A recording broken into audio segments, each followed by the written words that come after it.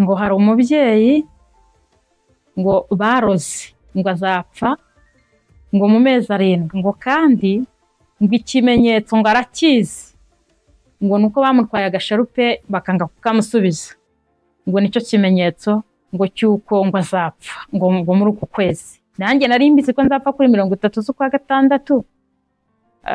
Imana yari yarambwiye yuko bandoze ibyo bintu babindaga uko bizanyicira amezi 7 kandi byari biturutse ku gukuramo inda.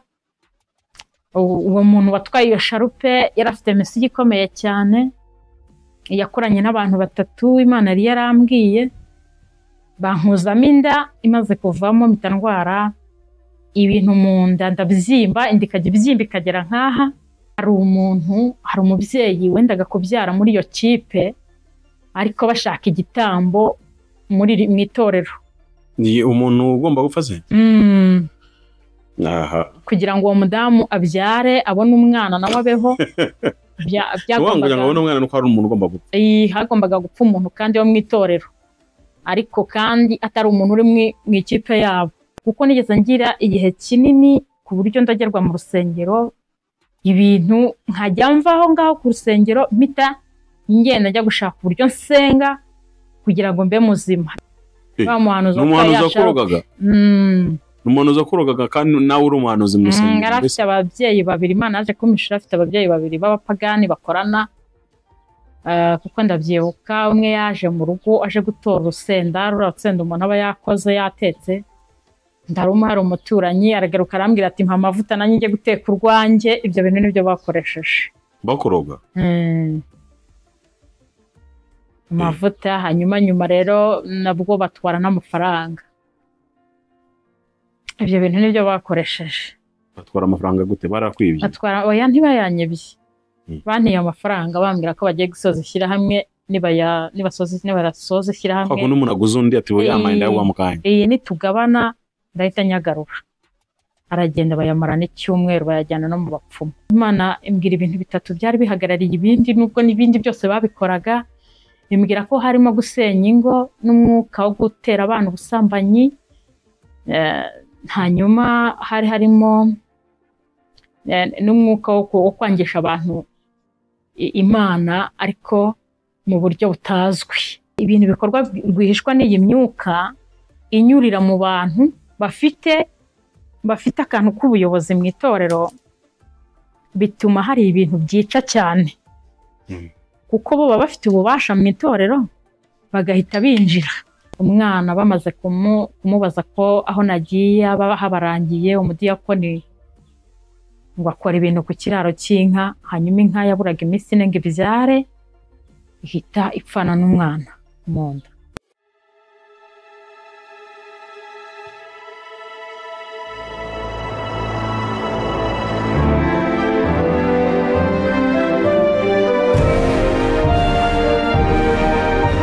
Umukora ahamagara, uwumva ijwi rye wese niyitabe. Tunezerwe twishime tuyihimbaze, kuko ubukwe bw'umwana w'intama busohoye, umugeni we akaba yiteguye.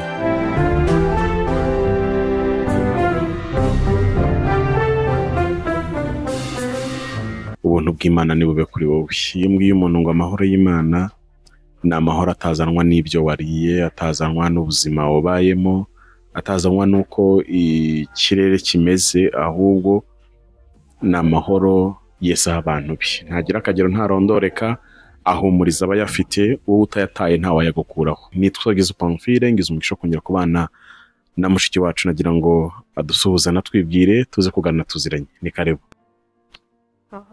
Imana ishimwe. Nanjye mbanje gushimira Imana yongeye kunyemerera kongera kubana namwe. Iminsi duherereje nyuma yari ikomeye ku buzima bwacu, ariko turashimira Imana ko yaturinze. Nitwa rero Nyirambonabucya Jeannette. Hanyuma nanjye ndashimira Imana ko ngarutse kongera guhura namwe, ntishwe n'ibyaha cyangwa Satani atandiganije ku bundi buryo. Urakoze cyane, nyemera mbanza nsenge, hanyuma ugutumye mbona impamvu zo kukubaza byinshi. Muraba ati iminsi tumaze tutabonana. hari umuririmbyi ndamukunda cyane, ni korali y'ababyeyi Gahogo, akwanze yitwa Betesida niba nibuka neza. Bararimba bavuga ngo nagize inshuti nyinshi mu bana b'abantu ndetse nkagira nabo tuvuka mu ndimwe, ariko mu ntambara zirushya umutima umukunzi wanjye Yesu ni wowe wangobotse. Rero intambara zirushya umutima umuntu ashobora kuzigira, umugore arazigira, umugabo ntabimenye, kandi mubana mu nzu imwe, murara ku buriri bumwe, muri ibiryo bimwe, ariko intambara zirushya umutima umuntu azigira ku giti cye. Ni nk'uko n'urugendo rujya mu ijuru, umuntu arugenda ku giti cye. Icyakora iyo ugize umugisha ukabona umugabo, ukabona umugore, ukagira abana bagushyigikira, bagufata amaboko mu rugendo rujya mu ijuru, hari ibintu bikorohera. Ariko iyo ugize ugushije ishyano ahubwo bakaba ari bo banzi bawe, urugendo rurakugora kuruta. Mu rundi kazi niwe wigeze avuga muri filimi imwe, aravuga ngo nta muntu udatinya inyamaswa ariko ntawe utinya yamwinjiranye. Kuko iyo amaze kwinjira muhamusigaranye amahirwe angana, ari wowe ufite 50% nayo ifite 50% yo gupfa. Iyo uhagaze rero ukayihorera yakwica, ariko iyo uhagurutse ukayirwanya nayo uyima amahirwe yo kukwica mu buryo buyoroheye. Rero muvandimwe dukurikiye, waba uri mu ntambara, mu bibazo nyine birushya umutima, ariko uhumure. Umuririmbyi wundi yararimbira avuga ngo nyura mu misozi, nyura mu mataba, aho hantu hose ndiko harushya umutima, ariko nyansaba Uwiteka kugira ngo amfashe, kandi nawe natinda kunyumva. Rero usenge, Imana yumva gusenga, ni kimwe mu bintu bikomeye Imana duhakoreye muri Kristo Yesu, abisirayeli batigeze bahabwa, ndetse n'abanyabyaha badafite.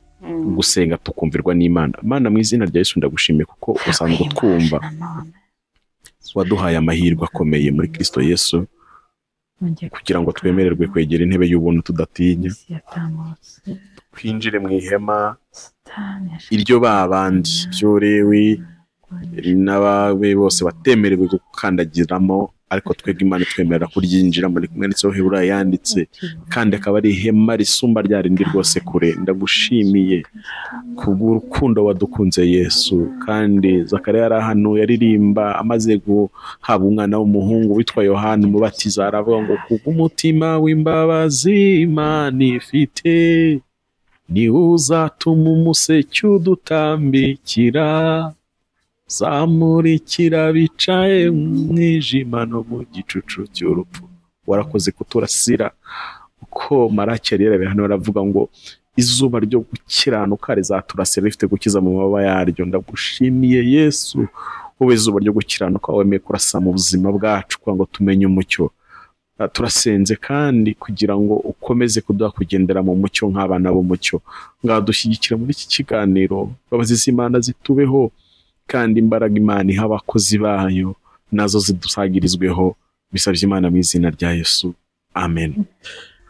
Iyo umbwiye ngo nyuma muri iyo minsi ishize urugamba rwabaye runini, byagenze gute? Satani yararwanye kurushaho, yakoresheje uburyo bumwe no mu bundi, ariko ndashimira Imana. Nanjye nagize uburyo bwo gusenga bwinshi, kandi ndashimira Imana ko yanyumvise. Hari ibitero byinshi Satani yanterereje muri iki gihe, kuri jye no ku bana, ariko na cyane ko ari igihe cy'itumba, ahantu umuntu atamenyereye, hari harimo ibibazo byinshi. Ibyo bintu bihurira he itumba na Satani? Satani arwana ukwe, hanyuma n'itumba rikarwana ukwe. Isi nayo ifite itumba rikaza ahantu noneho hashyashya udafite ukuntu wibusanya. Mu by'ukuri habayeho intambara zikomeye, ariko nashimiye Imana. Ibintu byose bibaho Imana bifitemo inyungu. Ni n'umufasha utabura kuboneka mu byago no mu makuba.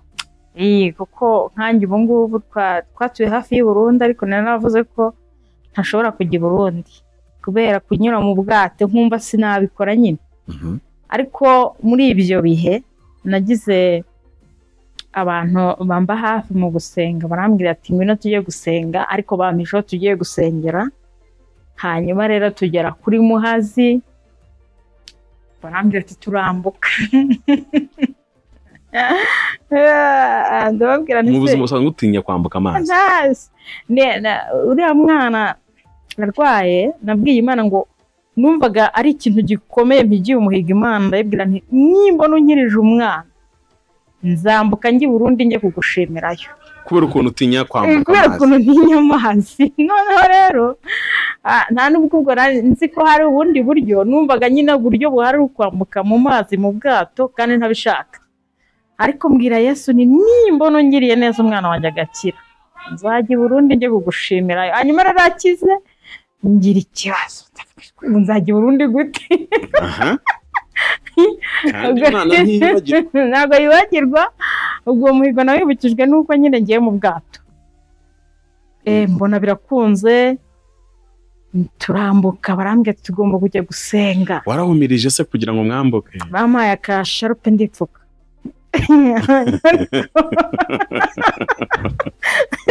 Ndipfuka turagenda turasenga. Twari tugiye gusenga. Warafashwa gutekereza ko muri rwongere gukina mu mwata mutaha? Narongeye nyine ndihangana ndongera ndambuka, hanyuma nza no kubimenyera, ariko nsiga mbwiye abo bantu ndababwira ngo ku cyumweru mujye mutanga ituro ry'ishimwe buri gihe kuko Imana iba yabarindiye kuri ayo mazi abantu bakora kuri ayo mazi. Rero ndashimira Imana pe yumvise gusenga, uwo muhate wacu Imana yarawurebye isubiza amasengesho ndayishimira, yoroshye imisonga. Imana ishimwe. Nese iyo misonga atimbyaga gute? Satani yahagurukije urugamba rukomeye.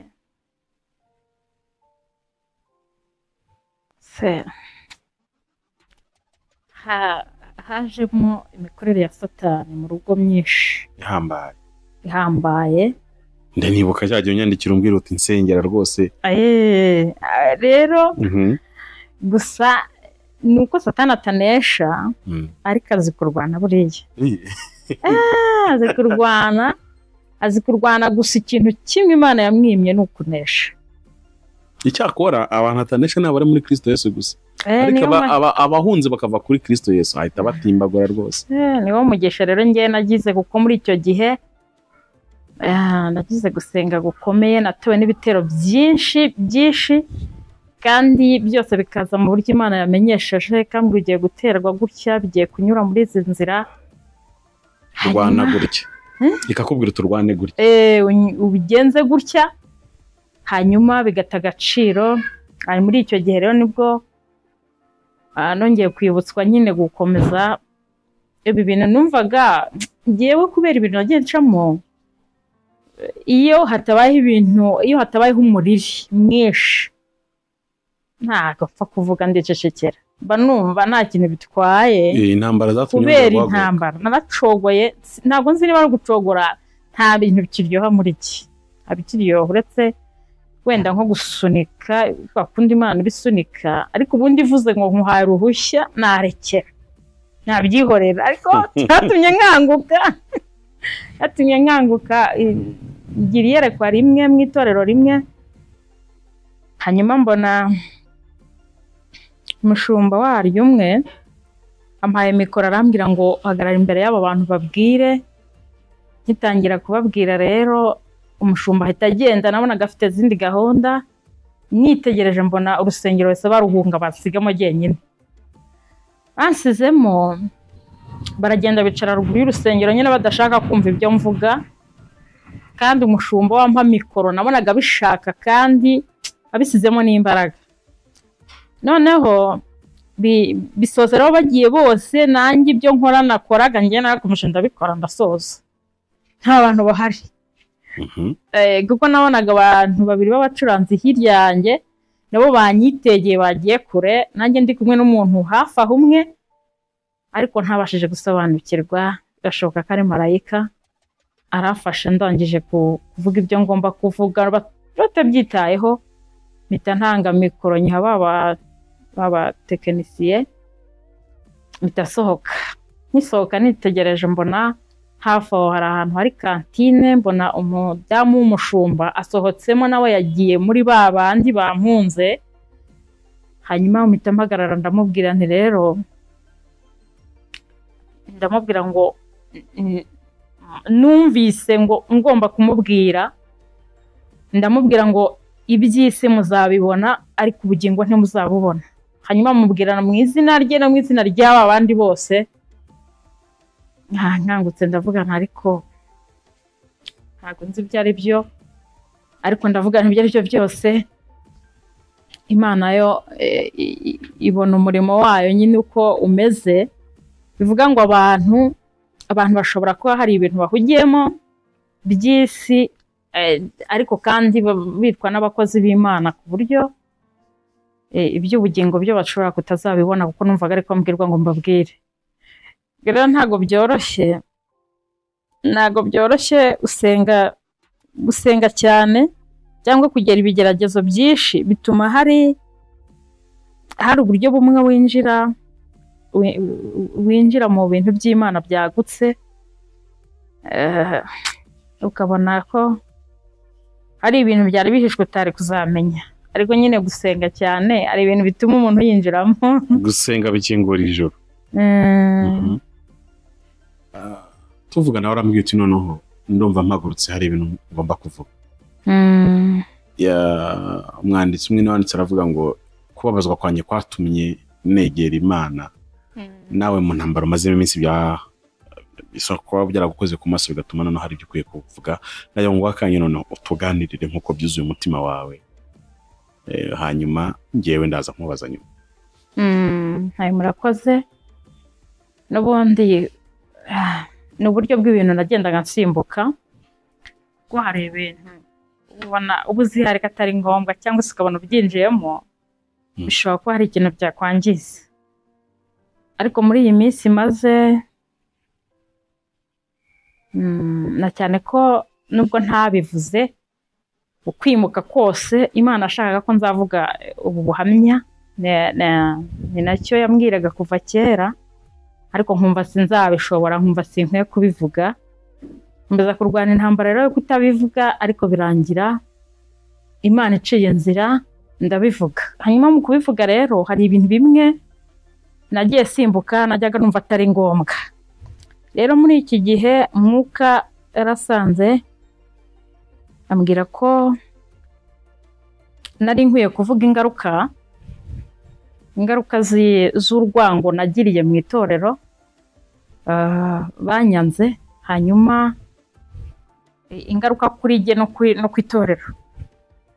Hanyuma anambwira ko nari nkwiye gushima kandi n'ibyo kugaya nkabigaya.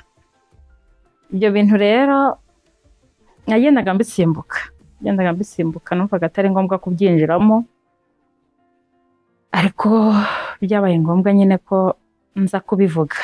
Hanyuma hari ibintu narasimbutse mu gihe Satani yakoresheje abantu bo mu itorero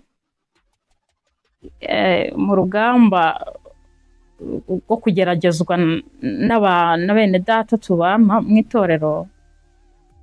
Ndwaje uriya muhungu, urumva aribwo nkijya mu itorero. Nkigera mu itorero nagize umugisha, pasiteri nahasanze yaramfashije, kuko mu gihe cyo kubatizwa ndabyibuka ndanamushimira. Igihe cyo kubatizwa narize nk'abandi nk'uko biga ndasoza, ariko ku munsi wo kujya kubazwa abadayimoni banga konjyayo. Guteze twari bugere kuri paruwasi, ahantu hari paruwasi ya Makwaza, niho nyine twari kujya tukahahurira 3:00, ariko jewe abadayimoni barandwanya, bakajya banavuga bakandwanya, kuko nubwo hagiye habaho uburinzi, Imana igenda indengera, ariko hari uburyo Satani yajyaga abona inzira kenshi akagaruka mu rugo kundwanya nanone aciye kuri wa mutware wanjye. Rimwe nabaga mfite umutekano, ariko ikindi gihe yamunyuzemo n'ubundi Satani akongera akinjira akarwana.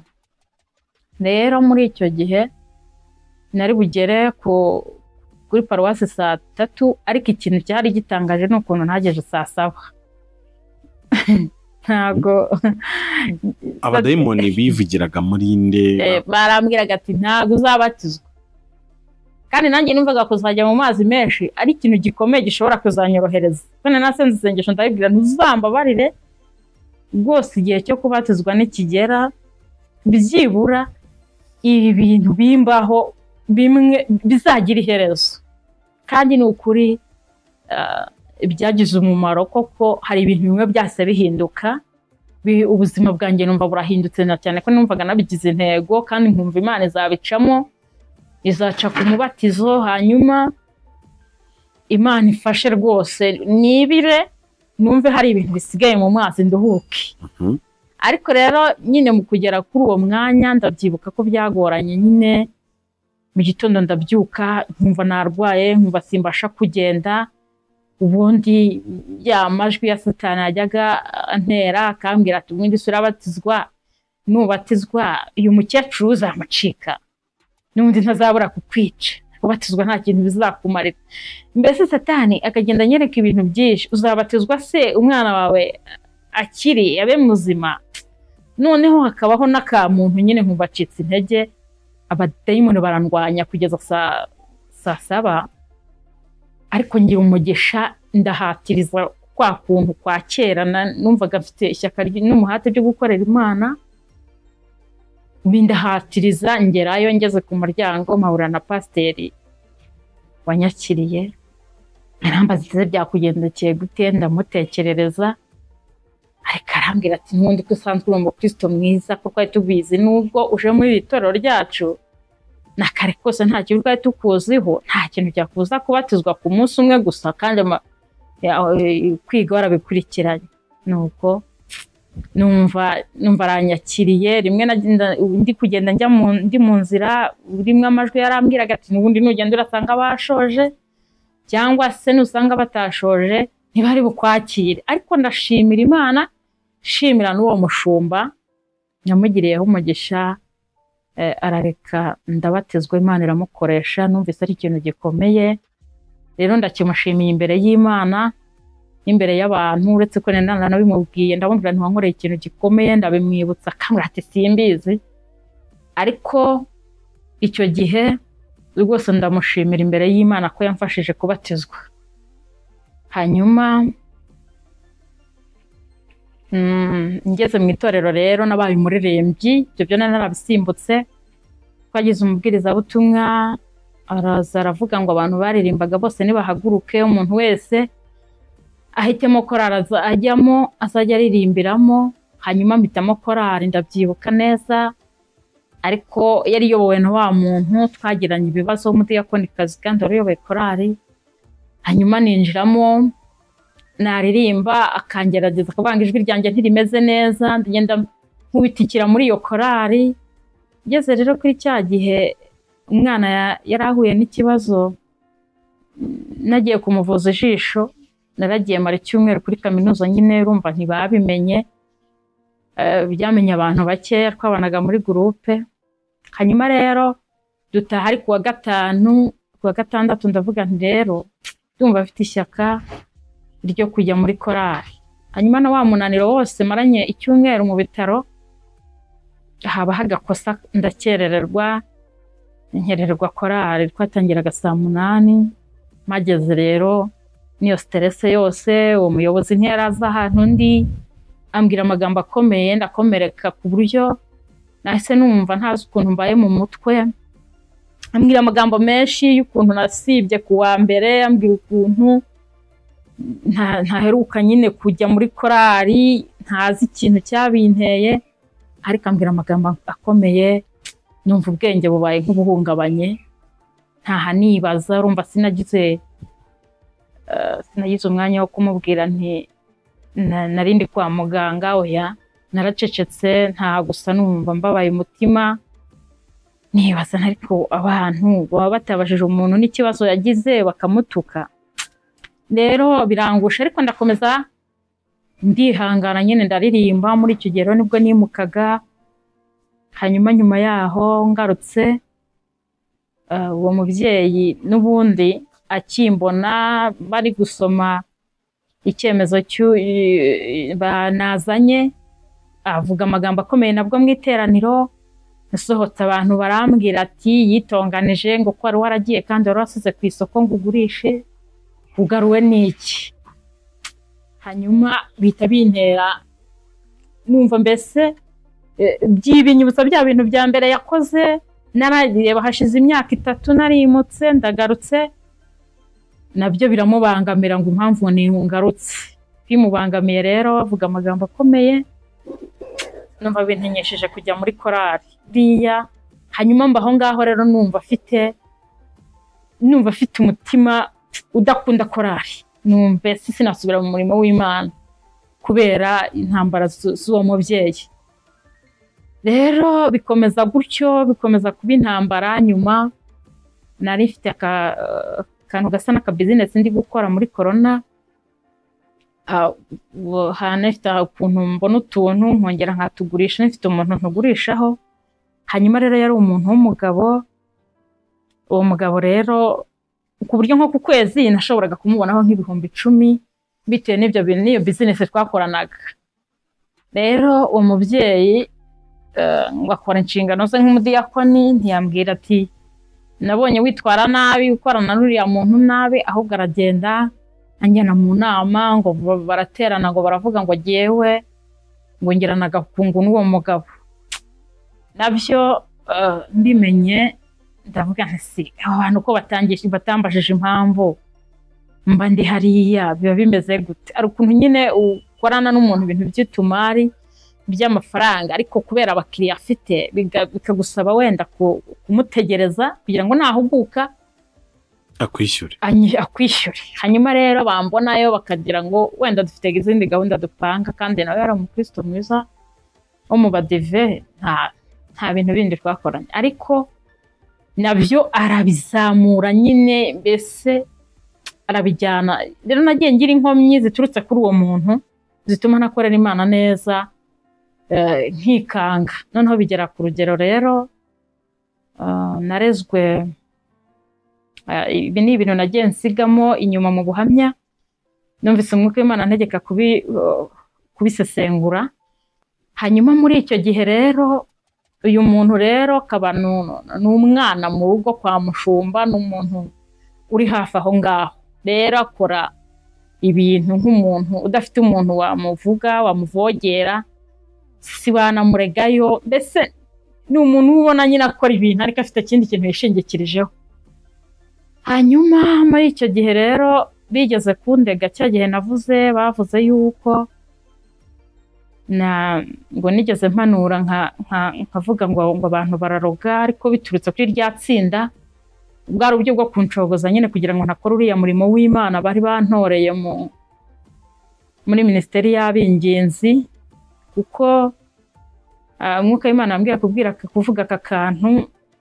Abantu Imana yansobanuriye impamvu bari abantu bari baje mu itorero n'icyari kibazanye.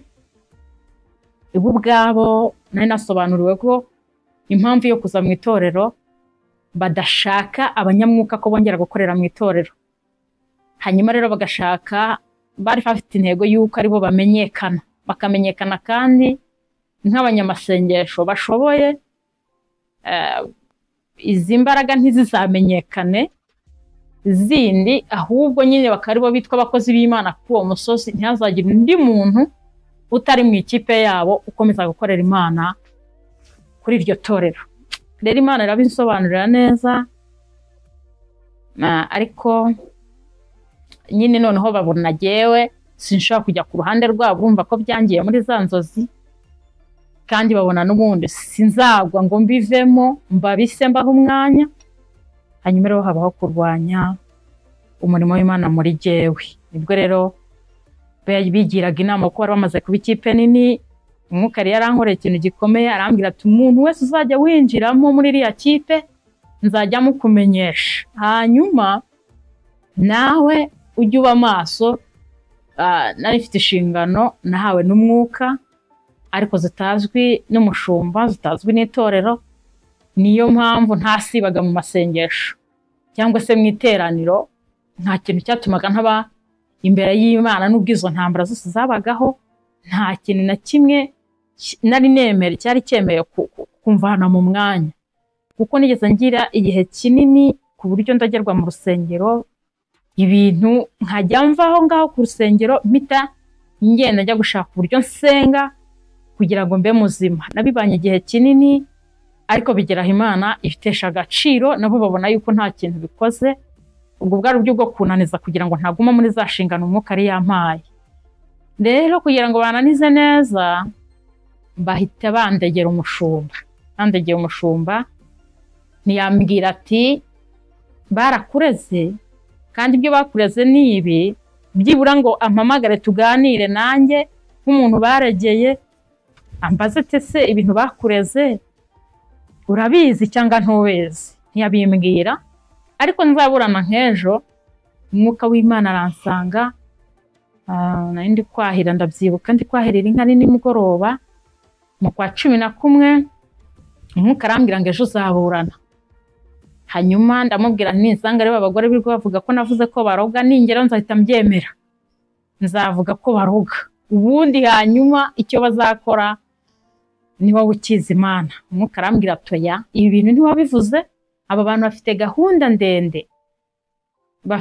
ndende ku itorero, ntabwo ari wowe wenyine, nubwo biciye nubwo bibanje kuri wowe, ariko bafite gahunda ndende ku itorero, si wowe gusa. Hanyuma umwuka arambwira ahubwo anyigisha uko nzaburana. Arambwira ati rero nugerayo ibyo bazakurega byose uzaceceke, hanyuma mbere yo kwisobanura uzatere haleluya. Hanyuma rero urumva narabihishwe, njya mu materaniro, umushumba ntigeze ambwira ati ejo uzaburana, cyangwa se igitwiriranywe no ku rusengero ntiyambwira ati nimugoroba uraburana, ariko umwuka yabimbwiye ko ndi buburana. Ndataha dushoje amateraniro yo kuwa 5, ngeze mu rugo ngiye kumva numva telefone irampamagaye, arambwira ngo ningaruke ku rusengero mburane. Ndagenda mbikora kwa kundi umwuka yambwiye.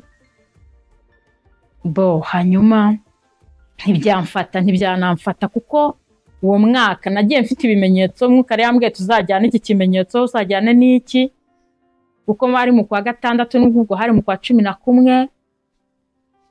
Mu kwa 11 gusa guhagurutsa izo ntambara kwari kugira ngo ntayobora nkazica umugambi bari bafite ku itorero wo kuvangira abantu badasobanukiye iby'imyuka mibi. Hanyuma rero bavuga turi yarabizi, reka tumunanize duce muri ubu buryo, ariko urumva abayobozi nabo ntababizi. Hari iyo bareze umuntu babazi ko wenda uri umunyamakosa koko. Nuko rero tuburanye mu kwa 6, umwuka w'Imana yari yarakoreye mu mukobwa umwe w'umunyamasengesho, nta nubwo akunda gusengera kuri iryo torero yari ahaje. Twari dufite n'abashyitsi bo ku itorero rya Nyabisagara badusuye b'abanyamasengesho. Hanyuma ndabyibuka umukobwa umwe arahaguruka aravuga ngo hano muri iri teraniro ngo hari umubyeyi ngo baroze ngo azapfa ngo mu mezi 7, ngo kandi ngo ikimenyetso ngo arakizi, ngo nuko bamutwaye agasharupe bakanga kukamusubiza, ngo nicyo kimenyetso ngo cyuko ngo azapfa ngo muri uku kwezi. Nanjye nari mbizi ko nzapfa kuri 30 z'ukwa 6. Imana yari yarambwiye yuko bandoze ibyo bintu babindaga uko bizanyicira amezi 7, kandi byari biturutse ku gukuramo inda. Uwo muntu watwaye iyo sharupe yari afite message ikomeye cyane, yakoranye n'abantu 3 Imana yari yarambwiye, bankuzamo inda imaze kuvamo mpita ndwara ibintu mu nda, ndabyimba, indikajya ibyimba ikagera nkaha, nkata nihuta. Urumva ku itorero ho ntabwo nari nkafite umwanya, nkata nihuta nkajya mu nkambi ahantu muri pinusi hatajya habura abantu, nkata nihuta nkagenda bakansengera, inda yabyimbye ikabyimbuka. Hanyuma rero muri icyo gihe uwo mukobwa amaze gutangaza iby'iyo sharupe, nanjye umwuka ngira inama, arambwira ati sharupe kugira ngo uzayibone kuko nayo mwatsi arayinyima, intsinzi ni uko ugomba gutwara ino sharupe ukayisubirana. Hanyuma rero nibwo nasengaga amasengesho y'iminsi 3 mu kwa 7, ari umwuka w'Imana bintegetse. Nyashoje mu kwa 8 arambwira ngo ninkora 2 nyashoje nayo umwuka ahita ambwira ati ngaho genda nta kintu ufite mu mutwe, nugera ku uyu mugore umubwire ngo ntiza ya sharupe nshyire mu mutwe. Nuko nayitiruye mu buryo bukomeye bw'Imana. Hanyuma rero nyuma we kuko yurumva yari ari ku kazi mu mibyizi, aza kubimenya rero isharupe nyifite, amenya ko no mu rusengero bavuze yuko aricyo kimenyetso cy'umuntu uzapfa. Hanyuma rero ahita ahagurutsa izo ntambara ajya kundega ngo naravuze ngararoga. Hanyuma rero nibutse umushumba turi kuburana, ndamubwira nturabyibuka ko bavuze iby'isharupe, uriya muntu ntacyo dupfana, nta nubwo nzahataha, uriya muntu wahanuye iby'isharupe, nanjye kuba naragiye gutirura isharupe yanjye ndumva nta cyaha kirimo. Isharupe ni iyanjye, ni njye wayiguze, naramutije. Hanyuma rero wakaburana avuga ngo jyewe sinagombaga kuyitwara, ngo nagombaga kuyimurekera kuko yashaje, ngo akazangurira indi. Ndamubwira nti nta kibazo kuba ishaje, ndayambara. Hanyuma nsanga bayiciyeho incunda 3. Nuko ariko ndayigumana numva nta kintu bitwaye. Rero muri uko kwa 7 nibwo nkisenga amasengesho. Ubwo se yaburanaga abwira umushumba ngo nansubiza isharupe ishaje njyewe muri hinjya. Umushumba akavuga iki? Umushumba yaravuze ati se ibyo bintu nabikizane, nta nubwo bishoboye, ni umuntu witonda gusa hari abantu bundi bashyira ibintu rwose bitabareba. Ariko ndamubwira ni njyewe ndangiye wagombaga kugira ikibazo nkavuga ngo isharupe sinzayambara. Warayishajishije. None ubwo nyambaye bigutwaye iki? Nuko turabisobanura. Gusa muri iyo minsi hari undi mubyeyi wari waraje nawe atumwe, yaraturutse Huye. Ahageze arambwira mu iteraniro, arambwira ati umwuka w'icyangiro ukuriho, ndi kubona amagambo menshi agiye kukuvugwaho, witonde. Hanyuma naho mu nkambi niho nabaye nk'umuntu uhungiye, nkajya amasengera kenshi. Nabaye nk'umuntu wahungiye nkajya amasengera kenshi. Afite groupe twita baza nkunda gusengeramo y'abakecuru, hakunda kujyayo nyine kugira ngo mpatabarirwe mpifite ubwo burwayi, nkikuramo inda. Imana yampaye amakuru yose uko yagenze. Hanyuma ibyo bintu nabirwaye umwaka n'amezi 4. Inda yaravuyemo usigarana ibibazo mu nda bya umwaka n'amezi 4. Kuko utegeko kwa muganga. Imana rero arambwiye ko niba Satani yaregereye ko nibambaga nzahita ngwa kwiseta. Irambwira ngo ihangane nzagukiza. Hanyuma ndihangana. Byarakuryaga se? Cyaranakuryaga. Nararibwaga ku rwego rwo hejuru. Nararibwaga. Wakize ute utagiye kwa muganga? Twarasenze, nakomeje gusenga. Hanyuma rero Imana isa kubishorera wa mubyeyi wanjye wo mu mwuka. Dusenga isengesho ry'umunsi umwe twinginga Imana. Yari yahishuriwe abona ngo nabazwe. Nagiye kwa muganga, noneho abona ngo banjyanye kwiseta. Hanyuma we ngahita baza akiri mwerekwa, arabaza ati se nta bundi buryo uyu mubyeyi ashobora gukira mutamubaza? Hanyuma ngo wari urimo kubaga ngaramubwira ati rero ati nimusenge cyane, ati birasaba gusenga cyane, ati wenda kugira ngo bihinduke, tari ku bundi gahunda rero niyo kubagwa. Hanyuma rero turasenga, tubishyiraho umutima, turasenga mu kwa 5 kwa 2022 nibwo Imana yankijije ibyo bintu. Hanyuma rero zanambara nabwo asubira mwerekwa turi gusenga, abona umuganga mbaga, ndabwirwa ngo ndakize, mpita nkira koko maguruka aho nakize, ndagenda sinongera kurwara ibyo bintu. Hanyuma byari bifite intego nyine yuko ntazongera kubyara, kwari ukunkuzamo inda ariko sinzongere kubyara. Kandi ari uburozi uri kuregwa n'umudiyakoni. Uwo ni umukristo, ni wa muhanuzi. Wa muhanuzi akorogaga. Umuhanuzi akorogaga kandi nawe uri umuhanuzi mu rusengero. Yari afite ababyeyi 2, Imana yaje kumishura, afite ababyeyi 2 b'abapagani bakorana. Kuko ndabyibuka umwe yaje mu rugo aje gutora urusenda, rurasenda umuntu aba yakoze yatetse. ndaruma hari umuturanyi aragaruka arambwira ati mpa amavuta nanjye njye guteka urwanjye. Ibyo bintu nibyo bakoresheje bakuroga amavuta. Hanyuma rero nabwo batwara n'amafaranga. Ibyo bintu nibyo bakoresheje. batwara amafaranga gute? Barakwibye? Batwara oya, ntibayanyibye. Bantiye amafaranga bambwira ko bagiye gusoza ishyirahamwe nibarasoza ishyirahamwe. Kwa kuno umuntu aguze undi ati we yamaye ndaguha mukanya. Nitugabana ndahita nyagarura. Aragenda bayamara n'icyumweru bayajyana no mu bapfumu. Barakugarurira. Bayagarura nyuma. Cyakora basanga umwuka w'Imana arabimenyesheje, ariko ndembye nyine ntaramara iminsi nkuyemo iyo nda. Hanyuma nyakoresha ibindi sinongera kuyavanga n'andi mafaranga, ariko inyatsi birinjiye ni muri ubwo buryo bwo kwivuza. Ariko nabwo nanga kujya kwivuza, nyine nkomeza gusenga kubera ayo makuru nahawe n'Imana. Nuko hanyuma muri iyo minsi rero abona rwa rubanza ararutsinzwe.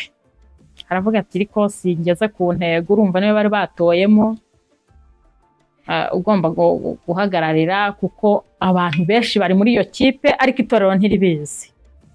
Ni abantu rimwe na rimwe babagira bizerwa bamaze kwinjira muri iyo kipe. Hanyuma n'iki mwuka w'Imana yambwiye kuvuga aha hantu cyabangamiye itorero nanjye kuri jyewe, nuko nta kintu namenyaga kizahungabanya umurimo w'Imana, kizahungabanya abantu b'Imana kuva izo ntambara zibaye ngo nkivuge. Byose narabiretse kandi byanasohora ku bantu nkabibona ko byasohoye. Rero ibyo bintu bimaze kuba babona kundwanya, byo ntibabishoboye, kuko ibintu bikeya nabibwiye umushumba muri icyo gihe, ndamubwira ndamutekerereza, nyine turi aho ngaho turitahira. Ariko bamburaho icyaha. Wa muntu we ubwo bya byaha biramufata, niyo sharupe yaramaranye amezi 8 n'iki, wakavuga ngo ni inyigarure ngo ajye kungurira ishyashya. Ndamubwira nti nta shyashya ashaka, ntabwo nshaka kurihisha. Nuko rero biba bigeze ku rwego rukomeye, kubera ko uwo muntu ni umuntu utarakundaga kuvuga, nyine babona acecetse, bahita rero bakoresha wa mugore wa mudiyakonikazi, ahita bamukoresha. Bamukoresheje rero urumva ni umuntu ugera kwa mushumba, ni umuntu sinzi hari ibintu apfana n'umugore w'umushumba, ni umwana mu rugo mbese ari aho ngaho. Noneho arandwanya akabishyira no kumugaragara, akoresha imbaraga nyinshi. Mwari mukiririmba nasugo? Oya, ntabihagaritse. Nyine mvuye Kayonza nkagerayo agahita atangira izo ntambara. Navuze ati sisubira muri korari yiwe. Bitamera nk'ubihagaritse. Ayigumana. Ndayireka nyine ndabihagarika. Noneho icyo gihe rero baramukoresha nk'umuntu nyine uvuga rikijyana. Ahagurutse intambara. Muri izo ntambara rero ngera igihe cyo kwiheba, nibwo naramenye amakuru yuko n'umutware yenda gutaha. Nacyo gihe yinjiye muri ako kazi muri uku kwezi kwa 5. Uwo mugore ahagurutse intambara nyine, bihera kuri bwa butumwa nabwirije bwo muri Nehemiya. Ahita ahaguruka intambara ngo nta mwuka w'Imana ngira, nanjye mvuga kwa kundi bakuyemo inda, none ibibazo biba byinshi. Bibaye byinshi rero intambara zirushaho kwiyongera, ariko rimwe umutwara mpamagaye asanga ndikurira, kumuvugisha birananira. Abana rero bahita banyaka telefone, baravuga ati twumvise aza yitonganya avuga wa mugore, baramusobanura nyine. Hanyuma umugabo aravuga ati byagenze gute? Umwana mukuru we yari yabikurikiranye yamenye uko byagenze, arabisobanura.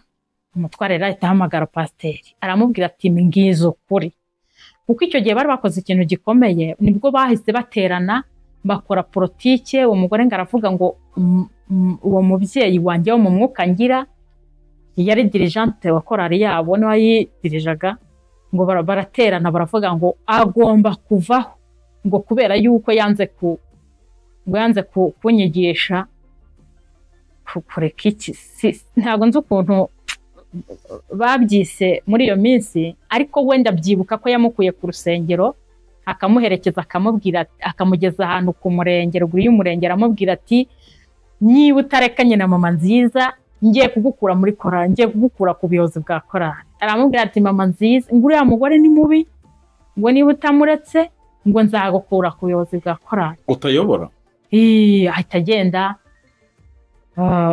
arabimubwira, aramubwira ati ariko mama nziza, niba hari ikibazo mwamufitanye mwakagombye kuba mwaragikemuye, igihe nta kibazo dufitanye sinshobora kumwanga, ntabwo nabikora rwose, sinamwanga. None wa muyobozi nawe bigeze kuyobora ab'ingenzi mwungirije, nawe bahita bamucaho, babarandwanyije bikomeye. Nibi bintu bikomeye, barifatanya. Uwo muyobozi wa korali niwo muyobozi w'ab'ingenzi, bantu bo bacaga ku ruhande, bantu bakoresha ya myuka, babonye urugamba batazarushobora kuri jye, bahita baca kuri abo bantu, baravuga ati nitubacaho bazamurwanya bikunde, kuko bo ntibabizi, igahunda dufite ntibayizi, nta makuru bafitanye, ntayo bazi. Aba bagore babiri nibo bafite amakuru yacu, rero tubarwanye muri ubu buryo, umwe tumurwanye gutya, undi tumurwanye gutya. Hanyuma rero barabihuza, barandwanya. None uwo muyobozi nawe abishyiramo imbaraga, akajya ahamagara wa mubyeyi kuri telefone, kugeza ubwo byabaye ibintu bikomeye, kugeza ubwo umugabo yavuze ati jyewe, kandi yari amaze kwinjira mu itorero, nawe bari bamaze kumubatiza muri icyo gihe, arababwira ati sindabona n'umunyarwanda, uretse no kuba muri abakirisitu ni muri n'abanyarwanda, sindabona umuntu ubwira undi ngwangwanga umuntu ku mugaragaro mwene ako kageni, mugenda mumwangisha abantu umugore wanjye. Abwira umushumba ati nisanga hari ikibazo cyabaye, umubabaro ndimo ndamwumvana, aramutse agerageje kwiyahura mwabona ibibazo mugira, kandi nta nubwo birangirira aho ngaho, nzazana inkoni y'umuriro. aravuga ati ntibirangirira aho, nkurikije amajwi nagiye mbafata, intambara mugira kuva uriya muyobozi w'ab'ingenzi atangira intambara ze, hanyuma kuva uyu muyobozi wa korali kugeza ubwo umugore wanjye avuye muri korali ye, muramushakaho iki? Aravuga ati ngiye gutanga ikirego. Arambwira ati ngiye gutanga ikirego muri RIB, ubwo ibi bintu bazakwica ntanabizi. Ahita ahamagara rero, hamagara muri Betigeza, ntabwo nari nzi ko abakirisitu bamera gutya, n'ubwa mbere mbibonye, ndetse n'abakirisitu no kuba abanyarwanda nta muntu wabibita. Ni muri n'abanyarwanda, bwira pasiteri ati ushobora kubirangiza ibyo bintu. Nuko ahita ampamagara arambwira ati si ibyo bintu ko numva byabaye birebire, kutaretse ngo tubiganire. Ubwo n'umushumba ndamubwira ngiye barakundegeye, bakundegera bavuga yuko nahanuye ko baroga, ntiwanganiriza, urabaganiriza gihe uranyihorera, urumva nari kwirirwa nkubwira iki se? Mu bantu ukeneye ntabwo ndimo, kuko byanze bikunze ntibyari bikwiriye ko ngera ku munsi njya kuburana n'umuntu. Musoma Bibiliya muri abashumba, muzarebe ibyo Pawulo yandikiye niba ari Timoteyo, yandikira by'impuguro n'iki, murinda mushyira muri rusange utaranganirije, kandi uwo mushumba wanjye kubera iki? Nabonye ko mu bantu ukenera utankeneramo, ntabwo nari kwirirwa mbikubwira. Ati reze kuri uriya mugabo ambwiye yuko agiye gutanga ikirego muri RIB. Ni noneho ngewe inama mbagira, nimugende muterane, uyu mugore agaragaza ikibazo, icyaha naba naramukoreye nkihana, hanyuma uyu muyobozi w'ab'ingenzi nawe agaragaza icyaha namukoreye, hanyuma bariya abantu nta kibazo mfitanye nabo, kuko ndabizi neza ko si abakozi b'Imana. Ubu bwabo barabizi ko ndi umukozi w'Imana, ariko barabizi nabo ku ruhande rwabo ko atari abakozi b'Imana. Turahanganye rero, jye nabo ibyo dupfa turabizi, ibintu duhanganiyeho turabizi, mwe kubyivangamo. Kandi bariya abantu nta n'ikibazo mbafiteho, kuko umwami wabo bakorera baramuzi, nanjye uwo nkorera ndamuzi, gusa intego bafite nuko bagiye kubakoresha kugira ngo munkore ku mwami wanjye, ariko ntibiri bubakundire. Nuko umushumba amubwiza ukuri, ndamubwira muha incamake kuri ba bantu, ndamubwira amakuru mfite n'aya, niba ari abantu nta kibazo mbafiteho, sinabagutumyeho, kuko na Yesu arabazi kandi nabo bariyizi. Ikibazo mfite ni aba bantu bawe bahagaze mu mwanya w'ubuyobozi, ariko bakaba batawukora, ahubwo bakaba barimo barakoreshwa n'abantu bafite indi ntego. Nuko umushumba rero ndamubwira nti kugira ngo birangire neza, nshakiriye umugabo n'uyu mugore, hanyuma bavuga icyaha nabakoreye nihane. Ngiye sinshaka ko bihana kuko sinzi icyabibateye ngende ndashaka kubihanaho mukankuraho urubanza bahora banshyiraho n'intambara zose. Hanyuma ahita abwira ati reka ati bambwiye yuko nta kintu mupfa, ariko ati bataravuga ko ataransobanurira nibwo wa mugore yavuze ngo jewe ngo ntabwo nshaka ngo kujya muri ibyo bintu ngo by'amatiku, ngo ndashaka kwiyoborera korari, ngo ndimo ndayirepetesha nanjye nkahita mbwira mushumba ati utaransubiza ntazajyayo. No birero noneho biba birakomeye cyane. Umugabo aravuga ati jewe narangije guhamagara kuri RIB natanze ikirego, atariko ikibazo ngize ni kimwe. RIB mbwiye yuko niba bikurikirana bari bujye kuri MTN bagakoresha ziriya telefone bagahita bareba no majwi n'amatariki n'abaganyazi, bakareba nyo majwi bakabihuza n'ibiri muri telefone mwafashe mubumviriza, kuko hari n'umudamu wahamagaye uwo mubyeyi bamaze kumukura ku buyobozi nyine bwa korari, aramubwira ngo ihangane, ngo yari yarabivuze, ngo perezida yari yarabivuze ko azagukuraho ngo nudatandukana na mama nziza, ngo ariko ngo ntabwo narinzi ko bizaba, ngo ihangane, ngo uriya mugore yarabigambiriye kera, ibyo bintu nari mbifite. Noneho nkavuga ati nzabibaregeshe. Noneho rero umutwara amaze gutanga ikirego kuri RIB, umuribu rero aramubwira ati nidukurikirana tugasanga ibi bintu birimo abayobozi, ririya torero turarifunga kugeza urubanza rurangiye. Mukabati kuko urumva n'uburenganzira barimo baraka umuntu, nihohoterwa niki kwambura umuntu agaciro nuko. Hanyuma rero noneho n'uwo mubyeyi barimo barabuza uburenganzira bamwereka kwanga umuntu, tinabyo birahanirwa. Nuko abishakira amazina rero ahita atanga ikirego. Tanze ikirego rero hashize iminsi ariyumviriza aravuga atereka aba bantu ko bananiye Imana, uru rusengero barufunga byanze bikunze n'ubwo aba bantu harimo abantu babi bameze batya, ariko hari abantu bakiriyemo. Asubiza umutima inyuma arambwira ati reba natwe twagiriye umugisha muri rya torero, Imana iduha uriya mubyeyi, kandi uriya mubyeyi urabona ko ari umuntu mwiza yadufashije, buriya wenda ntiyabuzemo n'abandi bazima. Nibigira gutya bizafata kiriya cyumba uriya mugabo ayobora akaba arimo arigisha abantu kwanga abandi, bizafata uyu muyobozi kuko ibintu byose bye byavugiwe kuri telefone n'ibyo pasiteri yari yavuze, ahamagara wa mubyeyi bamutera ubwoba ngo bazamuhagarika ngo ku kidiyakoni, byose twari twabifashe batazi ukuntu imirongo nyine yahujwe, amakuru yose tuyafite. Noneho rero umugabo aravuga ati aba bantu tubareke n'ubundi, kuko nawe yari amaze gukizwa kandi nawe yabyiyumvagamo gutaha nubwo atari kubasha kubivuga, ariko yari afite ibimenyetso. Hanyuma arambwira ati rero aba bantu tubareke, tujya inama twebwe ubwacu twita tubareka, turabareka ariko bagumana ubwoba, bajya bambana no mu rusengero bakambona nka mine yigenza ku buryo nta muntu bavuga bati azadukoraho kandi twarabiretse. Igisasu mbese kizana cyaturi ku isaha n'isaha, kandi sinava mu rusengero bategereza ko mbamo baraheba, ariko bari bafite ubwoba. Ndabyibuka Imana yabatumyeho umugabo w'umuhanuzi wo mu nkambi witwa Damascene, araza arababwira ngo mu kwa karindwi araza arababwira ati Imana yantumye ngo ibakuriyeho urubanza rwari rugiye kubera mu itorero rukazamo leta, ngo kandi mwari kuzarutsindwa ngo ariko Imana ngo yamwengira ubakuriyeho.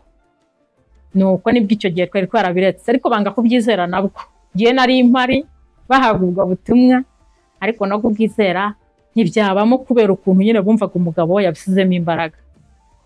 Aravuga ati giye n'ubundi bambatije vuba nzahita mbireka, nzangiye kubafungisha mbireke, ubwo banze kwihanira mu rusengero muri gereza bazihana.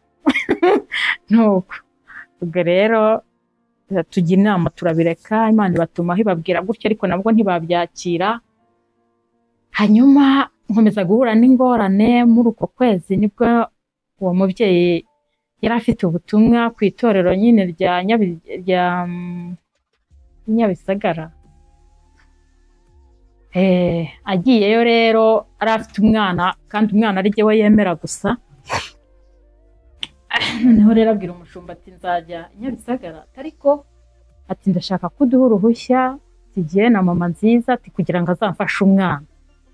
Noneho kubera za ntambara pasiteri yari arakaye, yari afite umujinya kandi atanyegera atambwira ati tubirangize gutya no kubireka ntazi uko byagenze na bugingo n'ubu nta muntu uzi uko byarangiye tubiretse twebwe, gusa baheruka izo ntambara zimeze gutyo bavuga bati bazadufunga, ariko ubundi ntabwo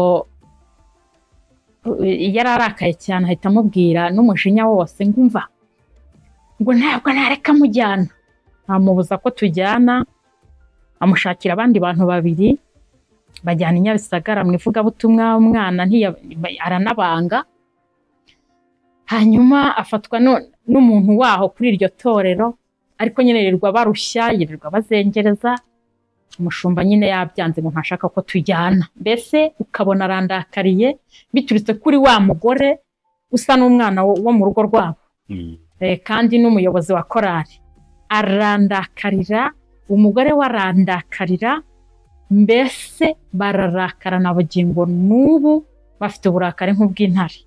Kuko ndabyibuka umugore we hari ibintu ashinzwe mu mudugudu wacu muri leta byo kohereza abantu kwiga imyuga, nigeze musaba iyo serivisi ndamubwira umwana wanjye dore ntago yiga, nanjye uzamfashe azaboneke mu bantu bazajya kwiga imyuga. Aranyakiriza, arangije arabyanga, biba inshuro ebyiri. Haza ibindi bintu ku itorero byo kwandika abana, sinzi abana batoya, sinzi ukuntu numva babyita, sinkunda kwita ku bintu. Hanyuma nabwo umuntu umwe arambwira ati ariko ko barimo barongeramo abana, wahamagaye wa mudamu w'umushumba akakwandikira umwana. Ndamuhamagara hari mu gitondo ndabyibuka, ngo ndi kuvuga ingaruka kuri jyewe no ku bandi. Hanyuma muhamagaye ndamubwira hari kuwa kabiri tugiye kujya gusenga, gurupe yacu yasengaga kuwa kabiri. Hanyuma ndamuhamagara ndamubwira nti se ko bambwiye ko murimo murongeramo abana muri wa mushinga, ntabwo mwashyiriramo kakana gatoya, kandi urumva nyine nari maze gupfakara muri uwo mwaka. Hanyuma rero arabyanga, urumva yanze kwishyirira umwana mu bintu by'imyuga. Hanyuma uwo kana gatoya muhamagaye mubwiye muri icyo gitondo ntiyambwiye ati nararangije kwandika cyangwa se hari indi bimeze gutya, yarambwiye ngo urwandiko nta muntu ururenga. Mpita nkupa nyine ndamwihorera muri icyo gitondo. Hanyuma rero hari umubyeyi w'umucuruzikazi bakundaga kuba bari kumwe, nkatambutse ndimo njya gusenga, turavugana gahunda twari dufitanye, ntambukaho tutayigiranye. Ngeze hirya ndamuhamagara ndamubwira nti nabonye mukapasiteri ari aho, nanga kwirirwa nza ngo wenda ntaza guterwa na satani kubera ijambo yambwiye nkavuga nabi, ntinigendeye ariko abarokore muvuga nabi we, muduse kumwaka serivisi ntayime ntanampakanire, akambwira ngo urwandiko nta muntu ururenga, n'ubundi urwandiko rwo kwa pasiteri kuva ryari kugeza ryari. Nabyo birankomeretsa, nagiye mpura n'utuntu twinshi dukomeye mu itorero, twatumye nzinuka abantu b'Imana, nzinuka ibintu byo kuririmba, abantu bari abaririmbyi, bari abadiyakoni. Nuko ubwo rero izo ngaruka zose numvaga umwuka w'Imana antegeka kubivuga. Ibyo bintu byagiye biba, kuko ubwo no ku ruhande rw'abaririmbyi ndi kuvuga impamvu numva asa n'umuntu wabizinutswe, kandi n'ibintu by'ubuhanuzi umwuka w'Imana akambwira ati bimeze gutya ku itorero kandi bizagenda gutya. Hari ikintu navuze, abo bantu bari baje mu itorero n'inginzi Imana ndayibwira nti se aba bantu baje gukora iki mu itorero? Imana imbwira ibintu bitatu byari bihagarariye ibindi, nubwo n'ibindi byose babikoraga. Imbwira ko harimo gusenya ingo n'umwuka wo gutera abana ubusambanyi, hanyuma harimo n'umwuka wo kwangisha abantu Imana ariko mu buryo butazwi. Hanyuma rero ibyo bintu byose byagiye biba n'ibimenyetso byabyo Imana ikabimpa, ariko kubera wa mushumba yansize kure n'umugore yansize kure nkumva nta n'impamvu yo kwirirwa mbivuga, sifite ahantu ho kubivugira.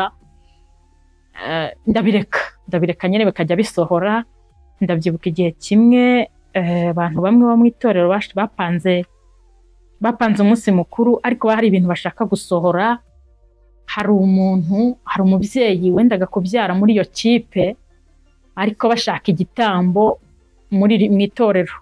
Ni umuntu ugomba gupfa se? Kugira ngo uwo mudamu abyare abone umwana nawe abeho. Kugira ngo abone umwana nuko hari umuntu ugomba gupfa.